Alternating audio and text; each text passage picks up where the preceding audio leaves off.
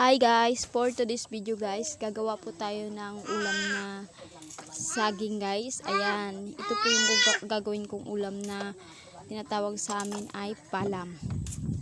Si Kenji talaga, makulit. Kaya tinapo natin yung saging na binalatan natin kanina yan. Kailangan po gayatin natin ng maliliit-liit. So, kailangan ganyan guys, oh. Ayan, maliliit. Tapos, slide po yung paggayat sa kanya. Ayan.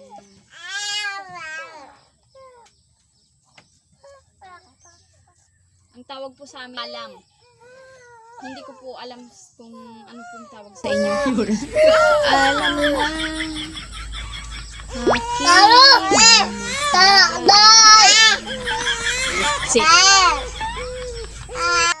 Ayan na siya guys. Ayan. Mga ganito.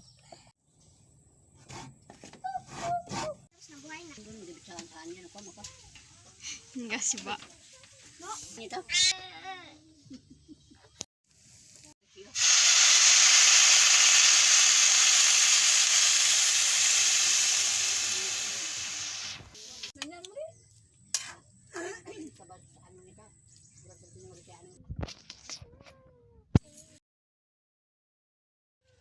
So ayan guys, kain po tayo. Ang ulam namin ay saging kanina na niluto ko.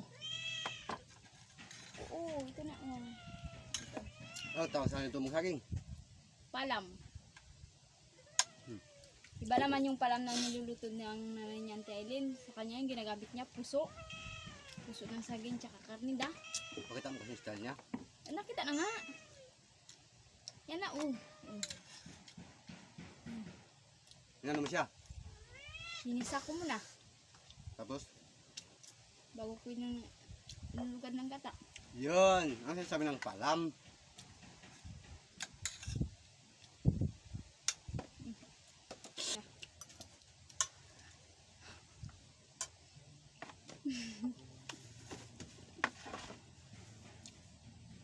Kunti lang din kanin ko oh.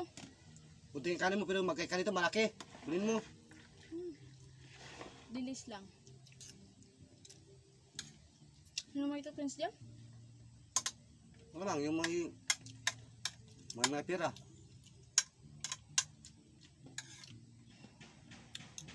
Patukin sa karindi mo. Ha? Pagpatukin sa ako. Yung tukin sa karabayan? Yun. Buyong-buyong.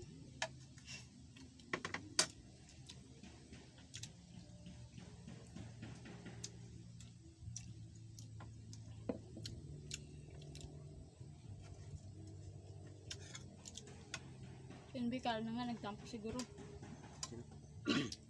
Sino? Nana. Siya rin. Kainin mo na kasi yan. Kainin mo na. Bigyan tang taong pa sa bunga mo. Bawalin mo mamaya. Kainin mo na.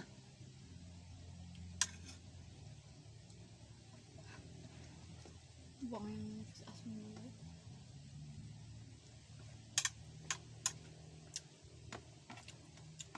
Bakit tiniwali doon yung baka? Yun ang alakatan sa kanya? Hindi niya rin kinuha. Iniram niya lang. Bakit daw? Ang dahilan? Kasi nga, nababad trip siya sa mga marites dyan.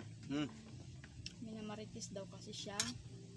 Ano daw kasi, yung baka na inalaga natin, kailangan daw sa atin na lang. Uy! Hindi na raw sa kanya. Kasi tayo nagalipat. Grabe yan, fairness.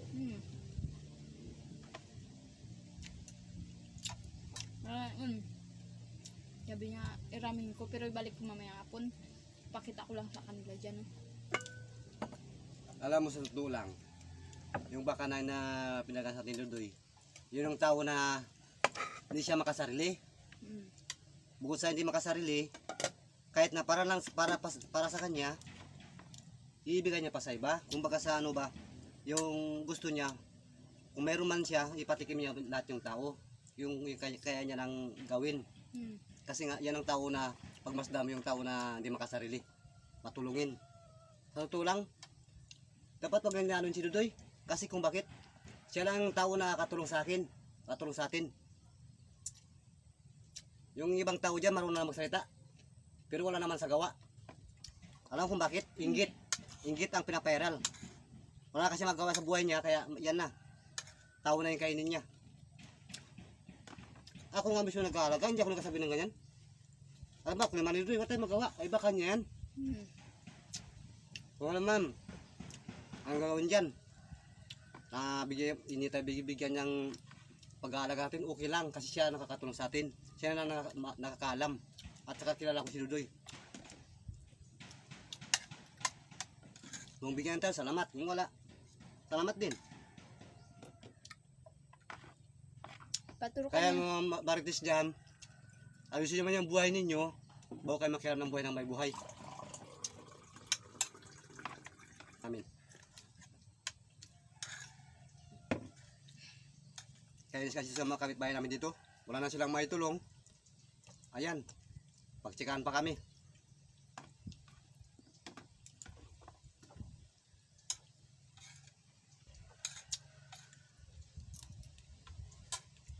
Paalam na ako, be. So, ayan guys, kung bago ka pa lang po sa aking YouTube channel, don't forget to subscribe. Bye-bye. Bye-bye.